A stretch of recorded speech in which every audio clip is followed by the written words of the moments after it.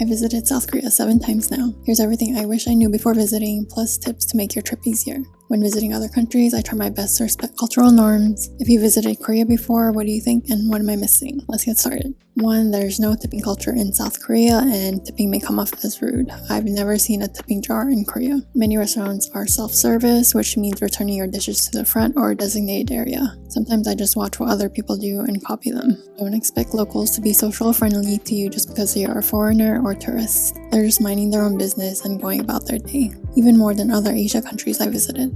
But I found that if you do ask, they'll kindly help. Don't expect the same cultural norms as your home country. For example, holding a door for you, which may be an American thing, let me know. You might feel stares if you act outside the norm, or even dress or look a bit different. Maybe out of curiosity, but for the most part, people mind their own business. It's common to give and receive things with 2 hands if it's like important documents like your passport or credit card. Not all tourists do this, but I do it in return. Most signs have English translations, even in bathrooms. Something I noticed is that locals eat things like burgers, pizzas, and donuts with a fork, unless it's like a fast food restaurant. Personally, it's not as satisfying for me to eat it with a fork. Korea is generally and statistically safe. If you need help, call the number 112. In less touristy areas where you might be the only foreigner, there's like a solidarity look between other tourists. Have you noticed that? Ajumas or older aunties can be a little more blunt and pushy if you're not used to Asian aunties. Try not to take it personally. Or do.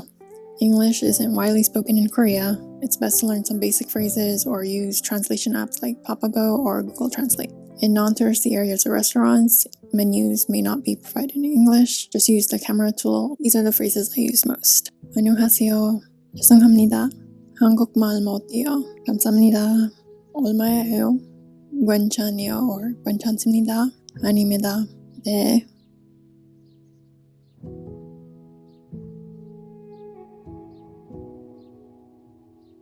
At convenience stores, I just have my reusable tote bag open because they'll likely ask you if you need a plastic bag. Sometimes I just get the gist of what people are saying and just like nod my head or say 네, and it's usually fine. I do understand some Korean though. A lot of tourists come to Korea and only use a few phrases and get by totally fine. I just think it's fun and respectable to try. But if there's an obvious language barrier, you should be the one making the effort to use your translation app, not the local.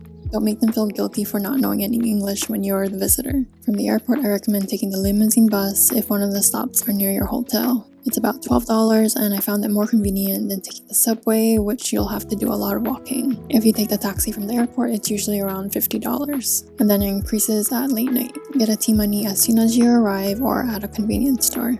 It's reloadable and works on trains, convenience stores, buses, and even some taxis. They take designated seats for elderly and pregnant people more seriously than any other country I visited, as they should. Trains run very often, sometimes even every 3 minutes. People will still run for them, especially during peak hours. Locals will try to squeeze in to fit. I just wait for the next one. Find a hotel near a subway station or a bus stop. Buses may seem intimidating, but they're pretty easy to use. Just look for your bus number at the bus stop. Once you're on the bus, tap your T-money card on the card reader and then tap it again when you leave.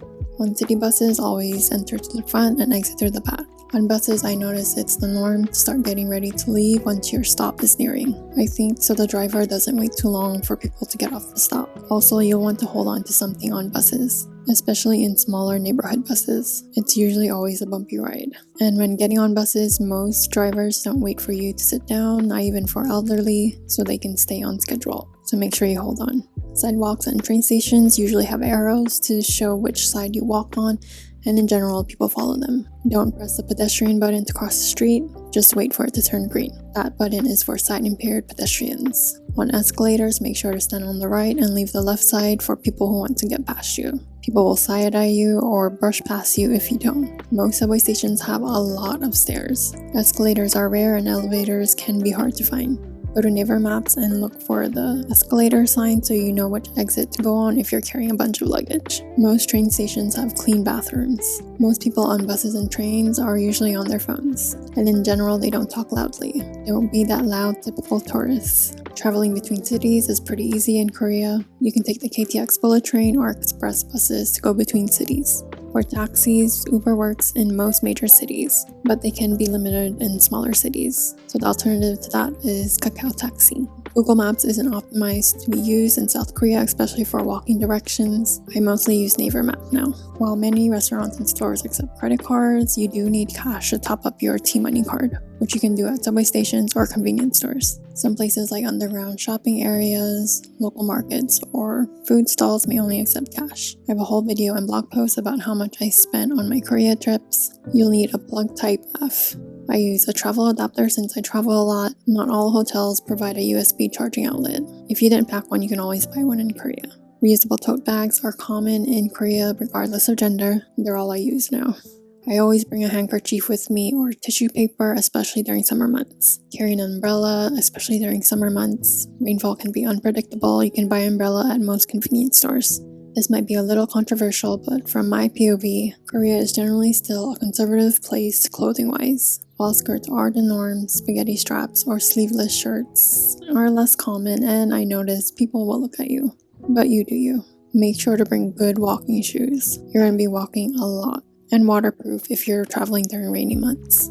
I usually wear Zero shoes, which are semi-minimalist shoes, and I can walk for hours and my calves or feet don't hurt. If you're wondering where to go in Korea, you can watch my Korea itinerary next, or just go to herozen.com or go to the links in the caption. I have a bunch of Korea travel posts and I researched my trips thoroughly. If you've been to Korea and I'm missing anything, or if you have any questions, just leave them in the comment section below. See you in the next video.